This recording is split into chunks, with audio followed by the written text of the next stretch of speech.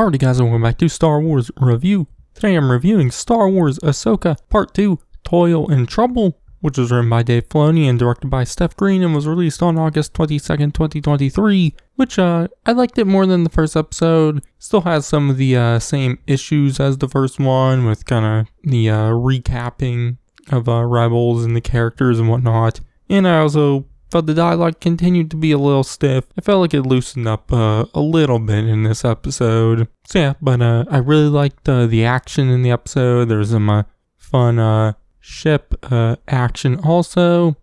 I also continue to love Huyang.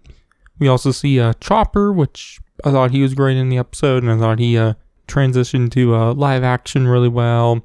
And because of that, we also get a little more of Hera, which I enjoyed her scenes, and I think Mary Elizabeth Winstead has been solid in the role so far. One thing though is her eyes are because they have contacts in to make it look more like Hera's eyes do in Rebels, and so I do think it's just kind of a little distracting. I would have honestly rather them just not use them, but obviously going for what the character looks like in Rebels, I just found it a little distracting in some areas. I also continue to really like the villain so far. Baylan has probably been my favorite character, but I also liked Shin a lot too. And there were some nice moments between those two characters in the episode I enjoyed. But the episode starts with Ahsoka and Sabine in the hospital as we see Sabine having nightmares. So Ahsoka wakes her up, which Sabine realizes what's happened and tells Ahsoka that she cracked the code and opened the star map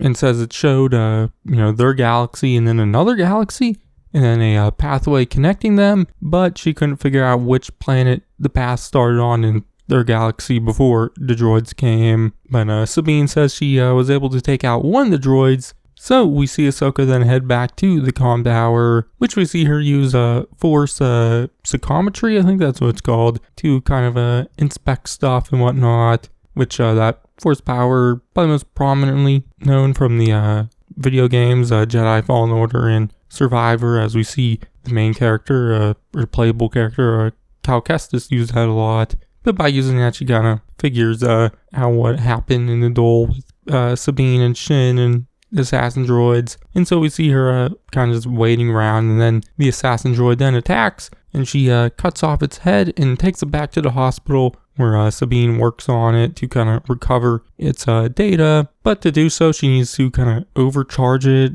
and it might explode, but they go through with it as, they don't have time to relocate or really think more about it. So Sabine does it and gets it done in the nick of time as Huyang pulls the plug. But she finds out the droid came from Corellia, where the New Relic shipyards are at, and where Morgan Elsbeth used to have shipyards at.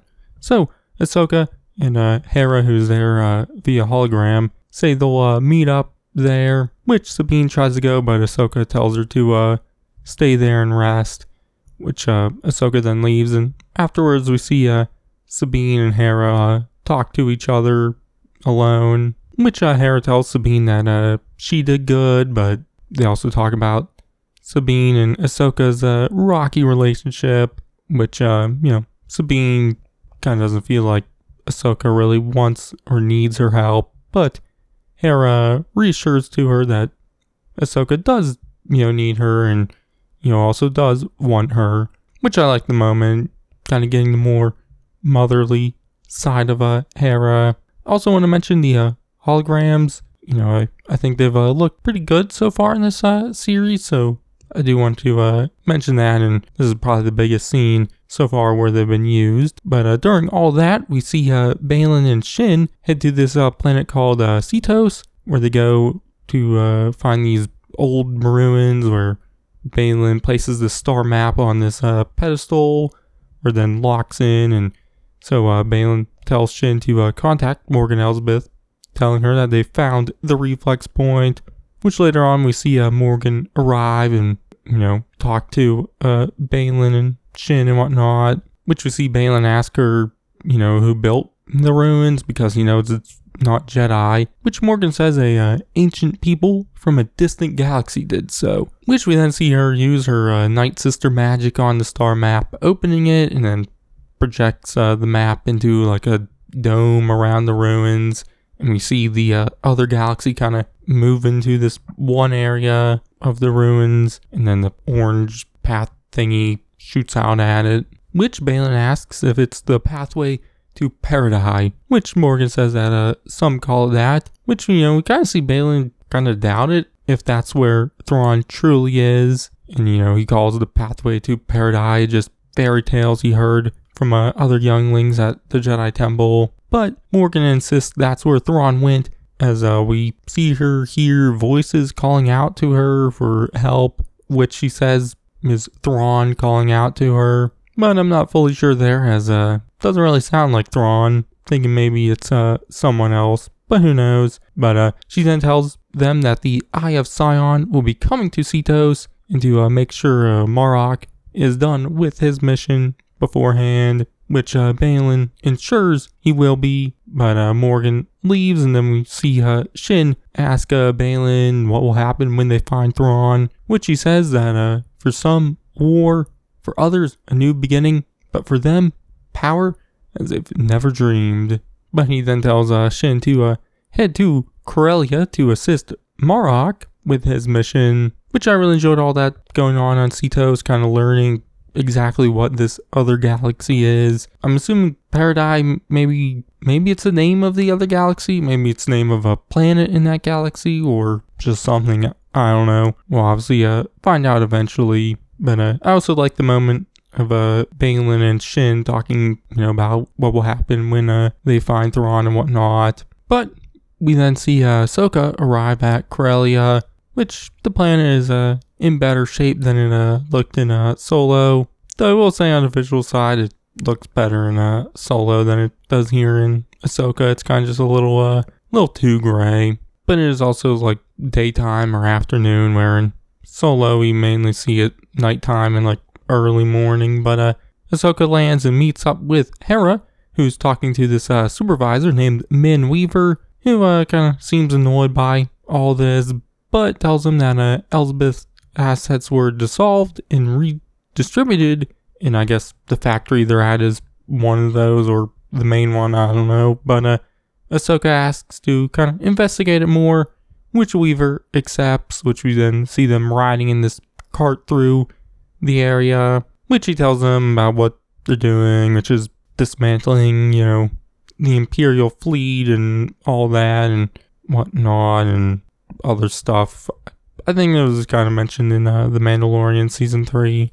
But what I found more interesting was him talking about the workers there at the factory, which, he says that they were employed by the Empire, but, to not worry about any of their loyalties as they don't care about galactic politics, which Hera asks him where his loyalties lie, which he says he's a businessman, so his loyalties are his investors, and that will leave the politics up to her, which, shows him for the slime ball he is. But afterwards, Hera talks to Ahsoka about Sabine, trying to get Ahsoka to agree to take her on as her apprentice again, but Ahsoka is seemingly a little resistant to the idea, but, Hera still at least talks to her and maybe tries to get Ahsoka to agree with her. But we then see Sabine back at the hospital on Lothal, as she's now fully healed, and talking with Hu Yang, which is a nice moment.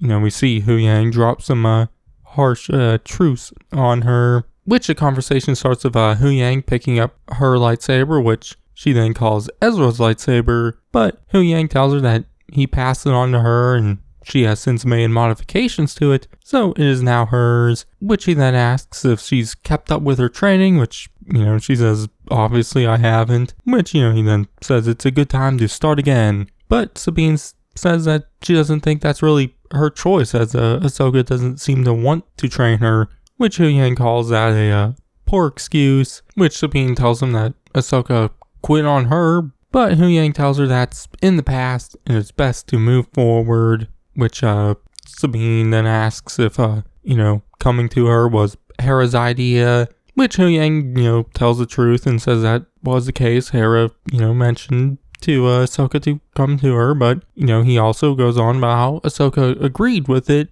and so that's why they did. But this just makes Sabine think Ahsoka doesn't want her back. But Huyang does say that Sabine hasn't showed that she wants to come back. But they also then talk about Sabine's abilities with the Force, which Huyang says out of the countless Padawans he's encountered over his life, Sabine's aptitude for the Force would fall short of all of them. So Sabine says she won't waste any more of Ahsoka's time, which Huyang tells her the only time she's wasting is her own, and hands her back her lightsaber, which she then takes and then kind of looks at for a little bit. But back on Corellia, you see Weaver showing them the control center, which outside the window, Hera notices a ship with a Super Star Destroyer hyperdrive, which Weaver says that they've built 9 of them for the New Republic fleet, which Hera calls him out on that, saying that the New Republic isn't building any ship big enough for one of those. So Weaver looks at the database, but finds the file classified, which Hera tells him to unlock it, as she is a general and would have the authority to do so. But, Weaver tries to, wiggle his way out of it by saying, I'm not sure, but Hera insists, so Weaver calls over a droid to look at it. And because of that, Ahsoka then asks about the droids working at the factory, which Weaver says a bunch of, other random droid classes and whatnot, which Ahsoka asks him about HK droids, which he's like, why would I have assassin droids here? But the droid helping him out rats him out, saying that they ran into some HK assassin droids and that they had the clearance to be there. And they also say that the HK assassin droids are probably on that ship right now, which the ship starts to take off. And, Hera and Ahsoka tell the workers to stop it, but the workers instead attack them, so they take them all out. And then we see Ahsoka then cut her way out of the window, chasing after the ship, while Hera goes for the Phantom, which while Ahsoka is chasing after that, Marok appears, and so they have a little duel, which I liked it, I thought it was fun. But Shin arrives in the shuttle to pick Marok up, which I almost thought we were going to get the helicopter lightsabers, but instead he throws it at Ahsoka, which I do like her nonchalant dodge of it. But during this, we see Hera and Chopper in the Phantom go after the big ship, which just scene was a lot of fun. I really liked it. I liked the back and forth between the two. I also noticed it was just easier to tell what Chopper was saying, so that made the scene a little more fun, because, he just doesn't care and wants Hera to shoot the ship down, which would, probably kill a lot of people, which, Chopper loves to do that. Hopefully he gets a few kills in the series. But Hera tells him to ready a tracker, which we see him looking through all of his stuff, and he tells her off for messing with his stuff as he can't find it, which, she says she didn't mess with any of it, and to look under the battery, I think it was, and Chopper's like, oh, and then finds the tracker and throws it onto the ship and whatnot, and the ship then jumps to hyperspace, and we see Chopper then flexing with his arm thingies would come out of his head. So, I thought that scene was a lot of fun. I really enjoyed Chopper in all of it. But we then see back on the Thal, where Sabine goes back to the comm tower, where she collects up all of her Mandalorian armor, and then kind of sits there and I guess meditates for a little bit, and then grabs a knife and cuts her hair off, which thought that was a nice moment. But back on Corellia, we see Ahsoka and Hera watch as some New Republic officers arrest Weaver and all the other workers, which Hera wonders how they, could still be loyal to the Empire, which Ahsoka says it's not loyalty, but greed. But after that, Hera tells Ahsoka that once Chopper has tracked the ship down, she'll tell her.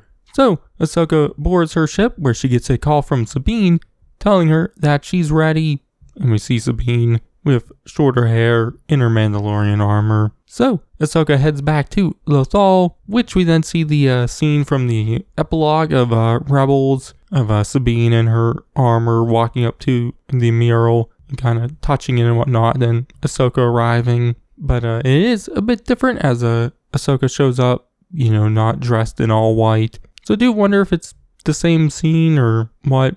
I don't know. But after that, Huyang comes out and tells them that Chopper has tracked the ship to the planet Cetos. So we see them board and head there, which we see Ahsoka tell Sabine to take them out, Padawan, showing that she is willing to train her once again. But the episode ends with this big spaceship thingy, kind of looks like a hyperspace ring, which is the Eye of Sion Morgan mentioned earlier in the episode. But we see them installing the hyperdrive into it as Morgan kind of watches out on the command center of it or something, I don't know. But we then see her talking with Baylan and the others via hologram. I do want to mention the holograms as they are kind of different and they kind of make a gross wet sound. But Morgan tells them that the Eye of Sion will soon be completed. But Morgan can tell that the appearance of Ahsoka has troubled Baylan, who tells her that Ahsoka's presence in the Force is elusive,